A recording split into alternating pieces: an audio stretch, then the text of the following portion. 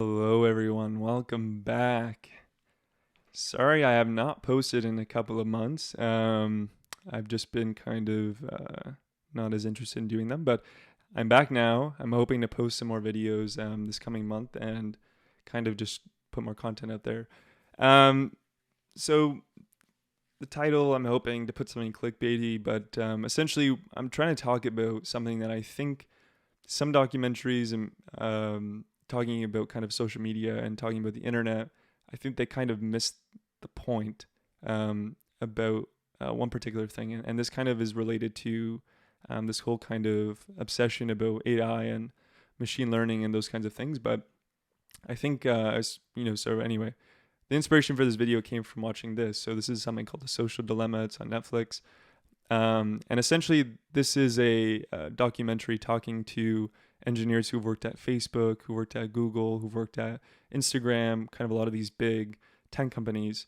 And they're kind of talking about how the apps that they're working on are essentially made to be just very addictive. And I don't think this is a surprise to really anyone who uses these apps. But I think one thing that they really just don't ever touch upon in nearly every documentary I've watched or video I've watched on this stuff is talking about the connection between these apps and this whole kind of AI revolution. Now, what specifically do I think they're missing? Well, what I think they're missing is the fact that AI or machine learning, whatever you want to call it, or data science, the entire kind of discipline of AI can be summarized as the study of data sets. That is essentially what it is. And you might find it a bit funny, but AI is really as good as the data it has. So, for example, you've probably heard that AI, it's used by Google, it's used by Facebook. So, for example, like YouTube recommendations on your YouTube homepage, those are all done based on AI. So there's some kind of algorithm that determines, what content you like, and then it gives you more of that content. So the thing is that how do they actually determine what you like? And that's kind of a better question, I think, how they're actually doing it. And essentially, the way they're doing it is because you're giving them data to do it. Um, and kind of what do I mean by that? So let's say I started a YouTube account today. I've never used YouTube before. I've never used the internet before. They know nothing about me. And I sign on, I make a YouTube account. Okay, so what is my YouTube page going to look like? It's going to be whatever YouTube thinks the most general middle person might be interested in. So maybe it will show me PewDiePie videos. It might show me some news footage. Maybe it'll show me some cooking videos. It will probably show me a lot of different channels because it doesn't really know anything about me. And as I start using YouTube more, it will know, oh, okay, he's a Raptors fan. I watch a bunch of videos about the Raptors. I watch some math lectures, so I might know, oh, okay, maybe he's into that as well. So then it will start pushing me tons and tons of this content. And as I become very, what you might call biased, which is essentially this idea that all of the data I'm generating only revolves, let's say, around the NBA, and it revolves around watching, like lectures, let's say. If those are the only two things I'm using YouTube for, YouTube's going to just skew everything in that direction. It's not going to start giving me stuff from a cooking channel because that's not what I'm showing YouTube I like. YouTube is saying, well, he's really into the NBA. Now, how is this done though? Again, this is all based on data. So, how are they collecting this data? Well, if you're using the internet, so for right now I'm using Google Chrome, for example, just to give some briefing on how this actually works. Essentially, like everything you do, whenever you like click something in the background on this web page, there's what is called a script. So, script is just programming code. It could be very complicated. It could be somewhat simple. For most of these kind of websites that we go on, they're usually pretty complicated, a lot of code going on, and it runs very fast. But essentially, there's some script going on. And, when I'm doing certain things, it's, it's going to detect that. So for example, I just moved the mouse there. So there's some script that says, if the user moves the mouse on top of this web page, we're going to show this bottom dialog box down here. And then, we're going to have this data show. And then, if the mouse doesn't move for like, let's say 10 seconds, then we're going to show this view. So there's all this kind of stuff going on. And you might ask, well, does that data point actually get captured? And that's really the most fundamental question, because a lot of code, you have to tell code exactly what you want it to do.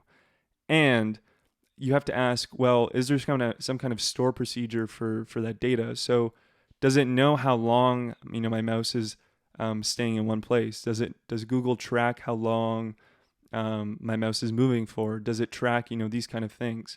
And often the question is yes, especially for Facebook. So let me give an example here. So Facebook, I'm going to go to my Facebook. Let me just open this. So I'm going to go to my Facebook. And you see on Facebook, wonderful display, yada, yada, yada.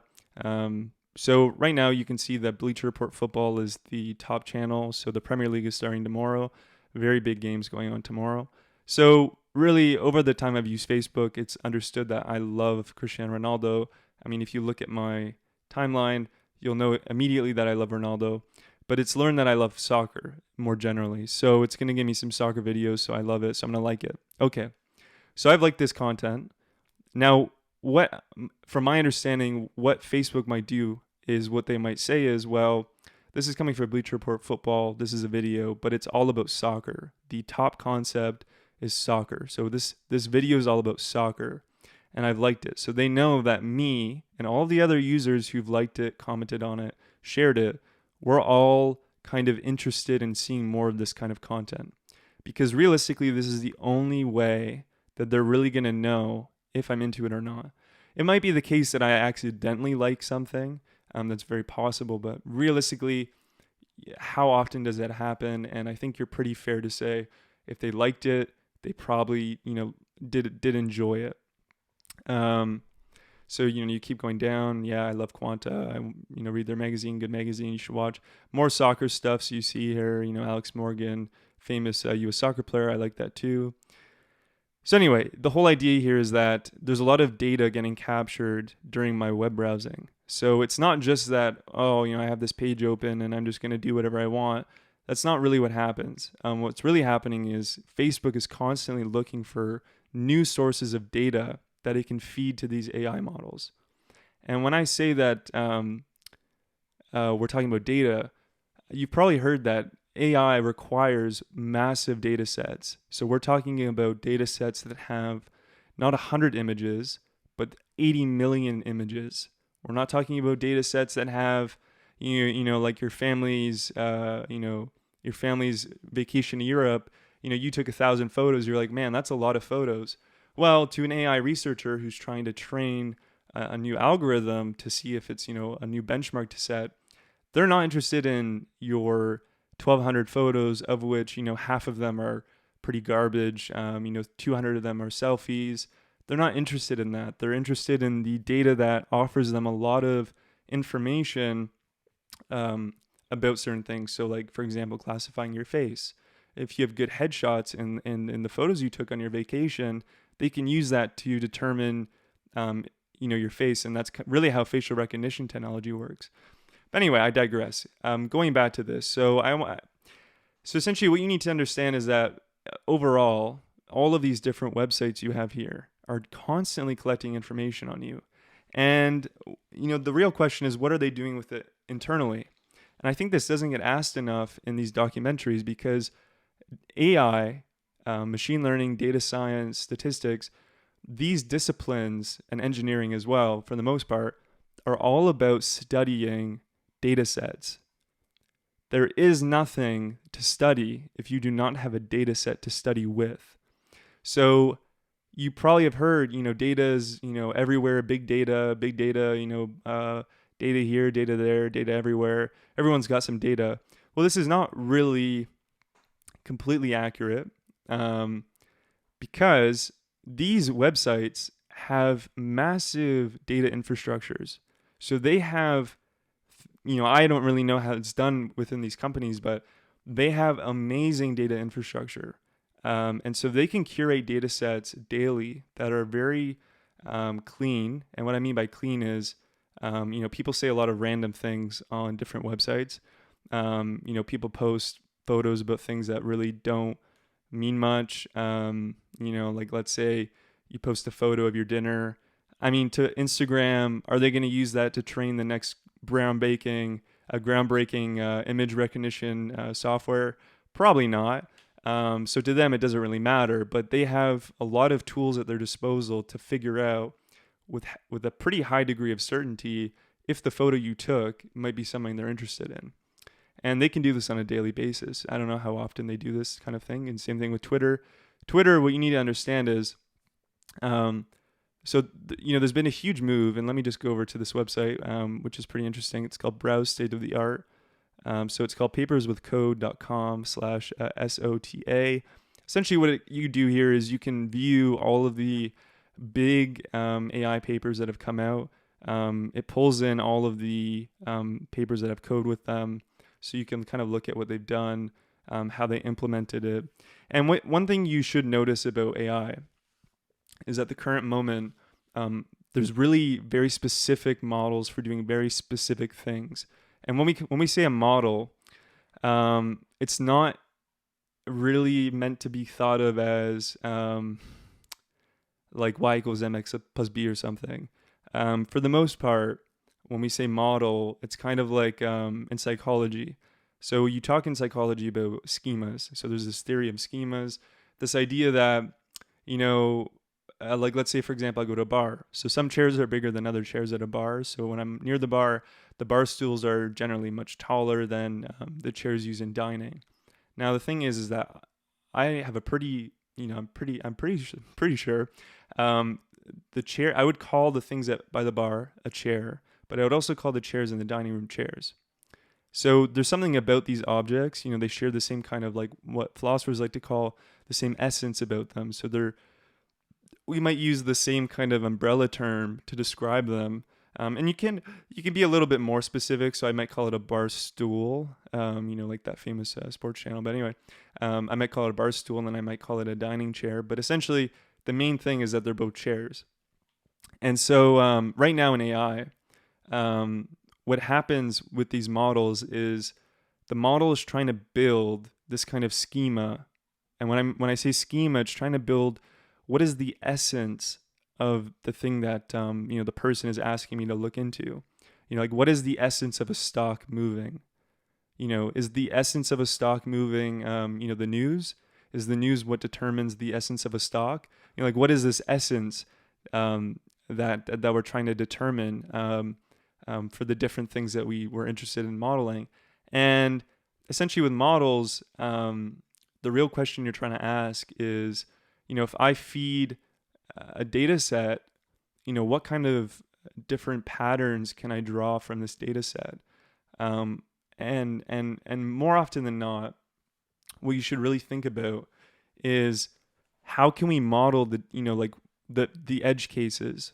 So let me give an example maybe. So let me think. So I'm trying to think of something. So let's say we're trying to talk about dogs and cats. Okay. So we have dogs like golden retrievers, and then we have cats. I don't know any breed of cat.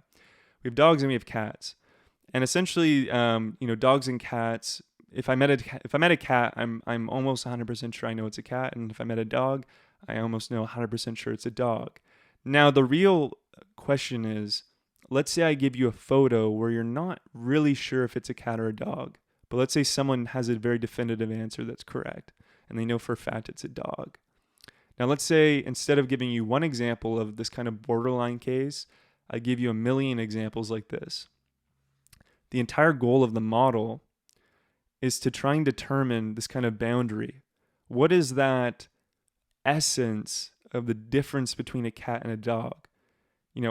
How well can this kind of machine, you can think about it, I guess, this machine determine what is that kind of thin line that divides these the cat versus the dog? And essentially what often happens is what you try to do is you try to work out what is the most number of cases that you can determine successfully, and then you're trying to always minimize some kind of error. So let's say I have a million examples of these edge cases, and let's say that my model, it goes into the back room, it tries to figure out, well, I could do this, I could do that, I could do this. Out of all the different strategies it can employ, it decides, well, actually, there's one strategy that's the best for me, the best I can do. And the best I can do is I can get 830,000 cats right, and I'm going to mess up the other 170,000. So that's the best it can do. So you might say, well, okay, 83% of it correct. That's pretty good. Pretty happy with that result. And that's essentially what AI is meant to do. For the most part, it's trying to determine like what is the real difference between different objects. And it's a really important question, but bringing it all around, this all relies upon data. If you have poor quality data, you cannot do anything. There's literally nothing you can do. Google, Facebook, Instagram, all these different companies, they only make money because they have data.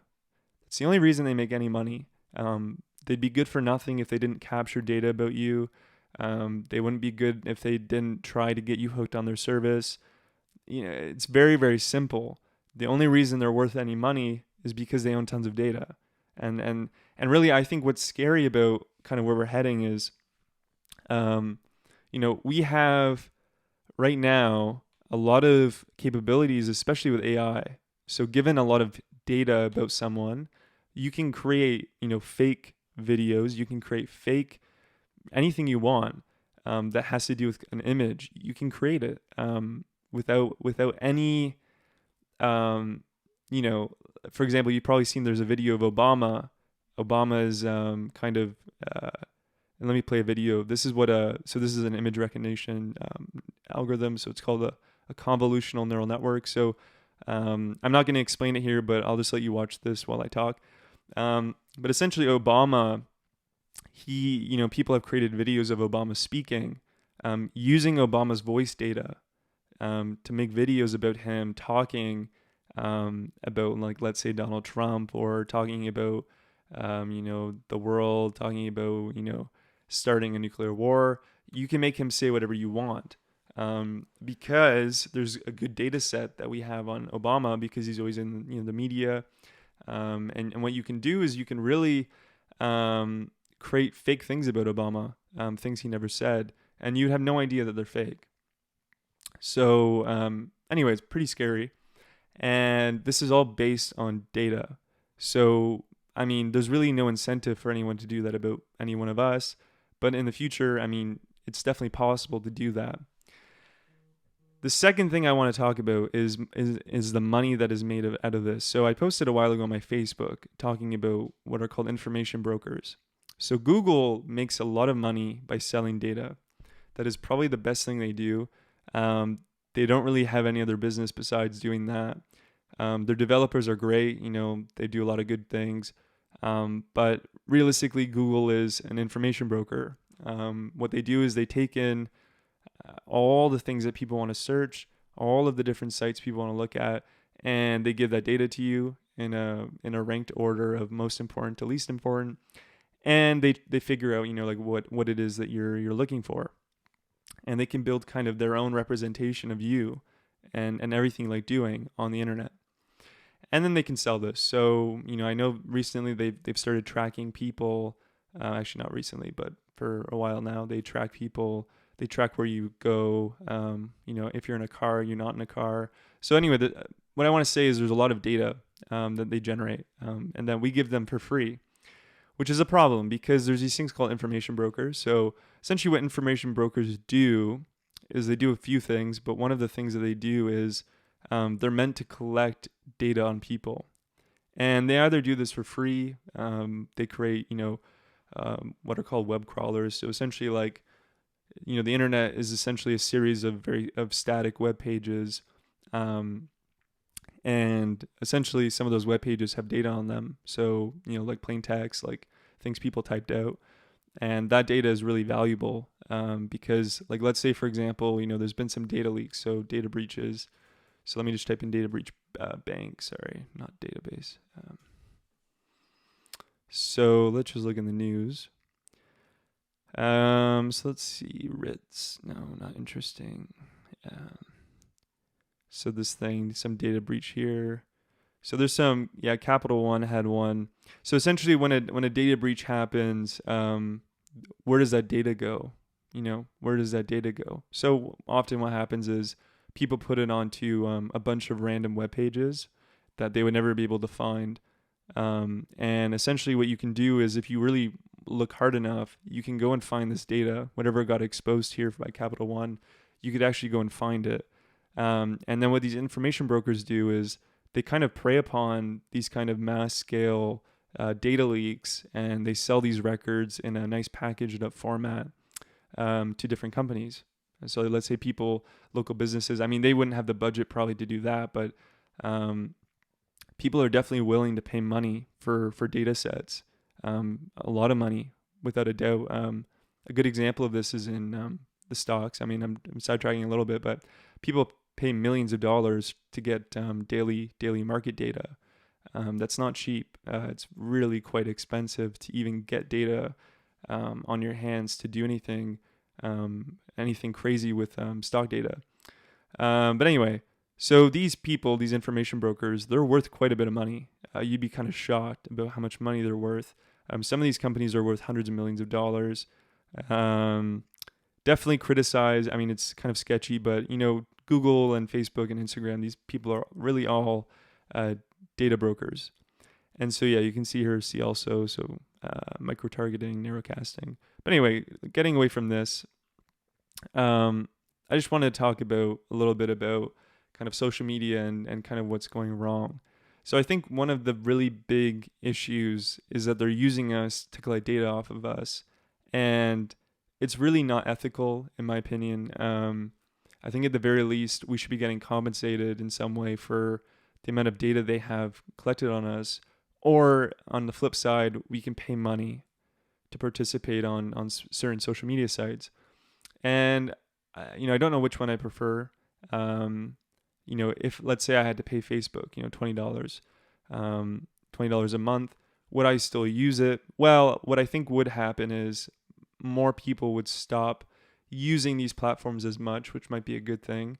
But essentially, there has to be a way that we can profit off the data we're giving. Because, I mean, if you look at any of their stock prices,